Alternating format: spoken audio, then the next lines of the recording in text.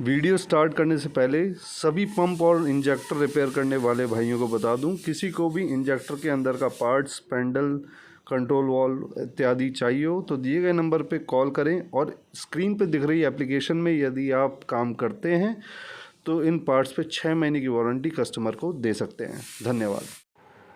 Hello everyone and welcome. आज के हमारे इस वीडियो में हम बात करेंगे डेल्फी के इंजेक्टर की कि किस तरीके से डेल्फी का इंजेक्टर जो है वो काम करता है। तो सबसे पहले तो अभी जो ऐसे आप स्क्रीन पे देख रहे हैं, ये बहुत सारी जो है नालियाँ बनी हुई हैं इसके अंदर, इंजेक्टर के अंदर, जिसमें डीजल बहता है। अगर आप किसी भी टेक्निकल लाइन में हैं तो आपको एक एक चीज़ की जानकारी होनी चाहिए उस पार्ट की जिसे आप रिपेयर करते हैं या जिस किसी भी क्षेत्र में आप हैं। अब जैसे डीजल इंजेक्टर का काम करते हैं तो आपको डीजल के साथ इंजेक्टर के अंदर बहना पड़ेगा, तभी आपको पता चलेगा कि कौन सा फॉल्ट किस वजह से पैदा हो रहा है। यदि आप ऐसा नहीं कर रहे हैं, आप केवल और केवल अनुभव पे काम करना चाहते हैं तो काम करने में दिक्कत ज़रूर आएगी। आपके बेसिक कॉन्सेप्ट जब तक क्लियर नहीं होंगे तब तक काम अच्छे से नहीं हो सकता। तो हमारी कोशिश है जो लोग डीजल पंप नोज़ल का काम करते हैं वो चीज़ को ज़्यादा गहराई में समझें और अच्छे से अच्छा परफॉर्मेंस दें। तो अब देखते हैं कि इस इंजेक्टर के अंदर कौन कौन से पार्ट होते हैं और कौन सा पार्ट क्या काम करता है। सबसे पहले तो ये हमारी मेन लाइन है, यहाँ से डीज़ल जो है बह करके आता है। ये यहाँ से डीज़ल ऐसे बहता है, पूरा अंदर जाता है इंजेक्टर के अंदर। ठीक, ये बॉडी है, ये हमारा सेंसर है, ये हमारी वापसी की टी है। यहाँ से वापसी जो, क्योंकि किसी भी इंजेक्टर में अगर डीजल अंदर जाता है तो वापसी भी निकलता है, तो वापसी जो जब रिटर्न में डीजल निकलता है वो यहाँ से निकलता है। ये हमारा सेंसर है, सेंसर को यहाँ सप्लाई दिया जाता है कपलर से। गाड़ी से आता है कपलर, गाड़ी की इंजन हार्नेस जो है, इंजन की वायरिंग हार्नेस, उसमें से आता है। कितना वोल्ट मिलता है? 35 से 36 वोल्ट पे ये इंजेक्टर काम करता है। कोई इंजेक्टर 40 वोल्ट पे भी काम करता है, कोई 150 वोल्ट पे भी काम करता है। तो ये जो वोल्टेज है, ये आप सोचो कि मल्टीमीटर पे दिख जाए तो ऐसा पॉसिबल नहीं है। मल्टीमीटर असक्षम है इस वोल्टेज को देखने में। क्यों? क्योंकि 1 सेकंड के भी बहुत छोटे हिस्से के समय के लिए ये पीक वोल्टेज इस इंजेक्टर को दिया जाता है, और इतना कम समय है कि मल्टीमीटर उसे भांप पाए उससे पहले ही वो आकर के गायब हो जाता है। तो देखा कैसे जाए? देखने के लिए इसके लिए हमें चाहिए ऑसिलोस्कोप। ऑसिलोस्कोप से कैसे देखा जाता है, इस पे एक वीडियो मैं बनाऊंगा मज़ेदार, वो हम देखेंगे बाद में। लेकिन अभी हमें ये समझना है इस इंजेक्टर में कौन कौन से पार्ट हैं। इस सेंसर में होती है एक स्प्रिंग, जो आर्मेचर, ये जो आप लाल रंग का पंखा देख रहे हो यहाँ पे, ये आर्मेचर है। ये आर्मेचर की स्प्रिंग है और एक छोटी सी यहाँ पे शिम है। अब कई लोगों को ऐसी गलत फहमी है कि इस शिम से इसका तेल जो है बहुत अच्छे से एडजस्ट किया जा सकता है। इस शिम से मेरे दोस्त आप केवल 1.5 से 2 सीसी, 1.5 से 2 ml ही वेरिएशन ला सकते हो डिलीवरी में। अगर आप सोच रहे हो कि 30 ml तेल ये इंजेक्टर दे रहा है और 30 से 60 करना है मेरे को और इस शिम से मैं कर दूंगा, तो ये सोच आप बिल्कुल अपनी हटा दो। क्योंकि इस शिम को आप 5 या 10 पॉइंट ही ऊपर नीचे डाल सकते हो, जिससे 1.5 से 2 ml का ही फ़र्क आएगा। और ये 1.5 से 2 ml का फ़र्क लाना भी बहुत ज़रूरी है। किस रीडिंग पे? VE वाली रीडिंग पे। ये मेरे जितने पंप नोज़ल वाले भाई हैं उनसे बात कर रहा हूँ मैं, यानी पायलट इंजेक्शन पे। खैर, जो इंजेक्टर का काम नहीं भी करता और इंटरेस्टेड है तो मैं उसे बता दूं ये पायलट इंजेक्शन क्या होते हैं।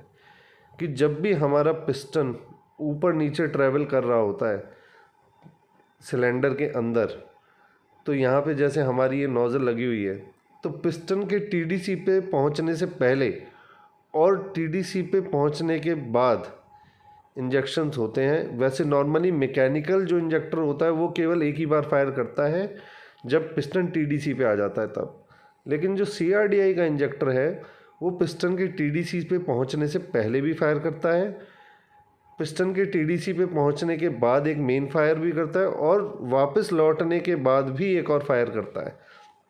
टोटल 3 फायर हो गए। जो एक मेन फायर किया टीडीसी पे वो तो मैकेनिकल वाला भी करता है, लेकिन पहले और बाद में जो फायर हो रहा है उसे प्री इंजेक्शन और पोस्ट इंजेक्शन कहा जाता है।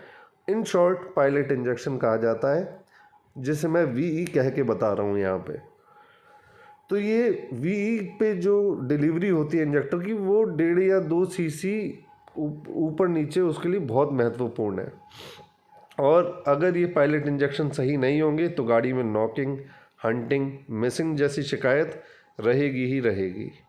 तो इसलिए इसको छेड़ना बहुत कई बार ज़रूरी होता है, पर हमारे पास ऐसी मशीन नहीं है जिस पे हम इसे देख पाएँ, छेड़ पाएँ। तो कोई भी पंप नोज़ल जो रिपेयर करते हैं उन्हें मैं बता दूं, हम मशीन्स भी अवेलेबल कराते हैं। आप चाहो तो हमारे पास आकर के इसकी ट्रेनिंग भी ले सकते हो और साथ में मशीन भी ले सकते हो। अब वीडियो में और आगे बढ़ते हैं। यहाँ पे जो स्प्रिंग है इसकी टेंशन को, ये हमारी जो शिम है इससे हम कैलिब्रेट करते हैं। इसके आगे जो हमारा पार्ट आता है वो है कंट्रोल वाल्व, जिसमें ये लाल रंग का जो पंखा है जिसे आर्मेचर भी कहा जाता है, ये लगा हुआ है। यही वो हिस्सा है जो वापस जाने वाले तेल को कंट्रोल करता है। अगर इस इंजेक्टर में जाने वाला तेल, वापस जाने वाला तेल बहुत ज़्यादा क्वांटिटी में जाने लग गया, मतलब ये जैसे यहाँ से मेन डीजल अंदर गया, ठीक, मेन डीजल गया मान लो 10 सीसी, तो 7 सीसी जो है आपका नोज़ल से बाहर निकलना चाहिए यहाँ से, ठीक, और 3 सीसी आपका बैक से निकलना चाहिए। लेकिन अगर 10 सीसी तेल अंदर गया और 7 या 8 सीसी बैक में निकल गया तो मेन जो नोज़ल से डीजल जाना है वो बहुत कम जाएगा। इससे हमारा प्रेशर टूटेगा। जितना ज़्यादा बैक में डीजल जाएगा उतना ही ज़्यादा हमारा प्रेशर टूटेगा। तो ये हमें starting problem, pickup issue, black smoke, white smoke, ये सारे इश्यूज़ इसमें आएंगे। इसके बाद जो आगे पार्ट लगा हुआ है वो है हमारा ओरिफिस प्लेट। इसमें छोटी छोटी लाइनें बनी हुई हैं, इसलिए इसे ओरिफिस प्लेट कहते हैं। और फिर ये हमारी नोज़ल। नोज़ल कब फायर करती है? नोज़ल तब फायर करती है जब ये पिन पीछे की तरफ आती है। 70% लोगों को लगता है कि ये नोज़ल यहाँ से तब फायर करेगी जब ये पिन नीचे की तरफ जाएगी। देखो, मैकेनिकल ही इंजेक्टर है। अगर ये डीजल ऐसे आया और नीचे जा कर के यहाँ पे रुक गया, क्योंकि ये पिन अभी नीचे है, इस पिन ने, इसमें जो होल है यहाँ पे नोज़ल में, उनको ब्लॉक कर रखा है, इसलिए डीजल अभी नहीं बहेगा। पर जब इतना प्रेशर आ जाता है कि ये पिन पीछे हो जाती है, यानी ये जो ओपनिंग प्रेशर की जो स्प्रिंग लगी हुई है यहाँ पे, इसके प्रेशर को ओवरकम कर जाता है ये अंदर आने वाला डीजल, तब ये पिन पीछे की तरफ हटती है। और क्योंकि स्प्रिंग ने ही इस पिन को रोका हुआ है, तो ये वाला प्रेशर, इस डीजल का प्रेशर जब इस स्प्रिंग के प्रेशर से ज़्यादा हो जाता है तो पिन पीछे हटती है और ये छेद खुल जाते हैं और फायर हो जाता है। तो आपको पता होना चाहिए फायर कब होगा, जब ये पिन इस डायरेक्शन में पीछे की तरफ उठेगी। चलिए अब देखते हैं डेल्फी का इंजेक्टर काम कैसे करता है। ये हमारा मेन डीजल यहाँ पे आया, अंदर बह रहा है, और सबसे पहले ये यहाँ से कंट्रोल वाल्व में होता हुआ, यहाँ पे जो जगह है नाली बनी हुई है पूरी, तो कंट्रोल वाल्व में होता हुआ जो है ये अंदर गया और यहाँ जाकर के ये रुक गया। अभी आप एक चीज़ यहाँ पे देख सकते हो बड़े ध्यान से, ये देखिए इस फैन में और ये जो हमारा सेंसर है, इन दोनों के बीच में गैप है, ये छोटा सा बीच में, ये गैप आपका 0.042 mm से लेकर के 0.050 या 52 mm तक होता है। डिपेंड करता है कौन सी गाड़ी है। जितनी बड़ी गाड़ी उतना बड़ा ये गैप होता है। जितना ज़्यादा गैप उतना ज़्यादा डीजल भी आउटपुट में जाता है। मतलब ये नोज़ल उतना ही ज़्यादा डीजल देगी जितना ज़्यादा ये गैप होगा। तो अभी आप देख सकते हो यहाँ पे गैप है, ये वाला गैप, ठीक, तो ये गैप है, कितना होना चाहिए मैं बता चुका हूँ आपको। अभी डीजल आया है, यहाँ पे अंदर गया, यहाँ ब्लॉक हो गया, यहाँ पे अंदर गया, ठीक, यहाँ भर गया, फिर आगे गया यहाँ नोज़ल में और पूरा आगे जा कर के ये रुक गया।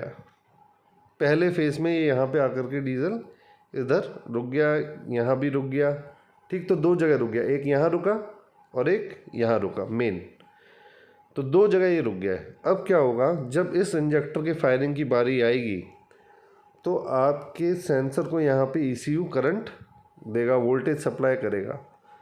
उस समय देखिए ये जो गैप था यहाँ पे, पिछली फ़ोटो में देखिए ये गैप है, लेकिन इस फ़ोटो में ये गैप नहीं है, क्योंकि यहाँ पे जब वोल्टेज सप्लाई आया तो ये आर्मेचर ऊपर उठ गया, आर्मेचर ऊपर उठ चुका है। अब अगली बार क्या होगा, आर्मेचर के उठने के बाद ध्यान से देखिए, ये जितना भी डीजल यहाँ रुका हुआ था ये सारा पीछे बैक में इस तरह से बहने लगेगा वापसी में। जब ऐसा होगा कि ये डीजल यहाँ पे बहने लगा तो जितना भी प्रेशर बना हुआ था, आप गौर करिए कलर भी बदल गया है। यहाँ पे पहले लाल रंग था क्योंकि प्रेशर हाई था, देखिए यहाँ पे कलर देखिए लाल रंग है क्योंकि हाई प्रेशर है, डीजल रुका हुआ था। अब यहाँ पे कलर ब्लू हो चुका है, यहाँ कलर येलो हो चुका है क्योंकि ये डीजल यहाँ पे बह गया है वापसी में और प्रेशर उसका गिर चुका है, वो लो प्रेशर हो गया है। तो जैसे ये पीछे गया, इस स्प्रिंग का प्रेशर जो है वो कम पड़ गया, ये प्रेशर ज़्यादा हो गया तो ये नोज़ल भी ऊपर उठ गई। देखिए यहाँ पे ये नोज़ल जो है उठ चुकी है, नोज़ल की पिन जो है पीछे हो चुकी है और ये जगह फ्री हो गई, यहाँ से डीजल बाहर निकल गया और स्प्रे यहाँ से हो गया। पहले इस फोटो में देखिए आप, ये नोज़ल की पिन नीचे है, लेकिन इस पिक में आप देखिए नोज़ल की पिन ऊपर उठ चुकी है और यहाँ से फायरिंग होना चालू हो गई है। जब फायरिंग हो जाती है अच्छे से और ECU करंट वापस खींच लेता है तो ये वाली जो स्प्रिंग है वो आर्मेचर को दोबारा धक्का देके नीचे बैठा देती है। अभी यहाँ पे फायरिंग चल रही है, ये जो स्प्रिंग है वो दोबारा से देखिए, ये जो स्प्रिंग है इसने इसको दोबारा धक्का दिया, ये गैप वापस आ गया यहाँ पे और स्प्रिंग भी नीचे बैठ गई, ये आपका आर्मेचर नीचे बैठ गया, ये प्रेशर दोबारा से यहाँ पे क्रिएट हो गया क्योंकि अब वो डीजल पीछे जाना बंद हो गया है तो यहीं पे रुक गया है। तो अब जब हमारी गंदगी आ जाती है इस इंजेक्टर में तो ये जो सीट है यहाँ पे जो डीज़ल को वापस बहने से रोक रही है तो वो ख़राब हो जाती है और लगातार डीज़ल पीछे बहने लगता है और इंजेक्टर में यहाँ से डीज़ल एक तरफ से आता है और दूसरी तरफ से निकल जाता है, तो कोई प्रेशर जो है जनरेट ही नहीं होता। तो इस वजह से गाड़ी में लेट स्टार्ट और सारी ये कमियाँ आ जाती हैं क्योंकि लो प्रेशर हो जाता है। तो इस तरीके से तो ये काम करता है। मैं आपको एक वीडियो के माध्यम से यहाँ पे दिखाना चाहूँगा कि कैसे ये काम करता है। चलिए देखते हैं एक वीडियो के माध्यम से। ये देखिए, ध्यान से देखिएगा इसको, यहाँ से डीजल आया है, यहाँ पे गया है, यहाँ पे स्टोर हुआ है और यहाँ पे भी गया है। देखिए किस तरीके से आर्मेचर ऊपर नीचे का मोशन कर रहा है। तो आई होप आपको समझ में आया हो कि किस तरीके से हमारा इंजेक्टर काम करता है। मिलते हैं नेक्स्ट वीडियो में, तब तक के लिए धन्यवाद। थैंक यू, नमस्ते।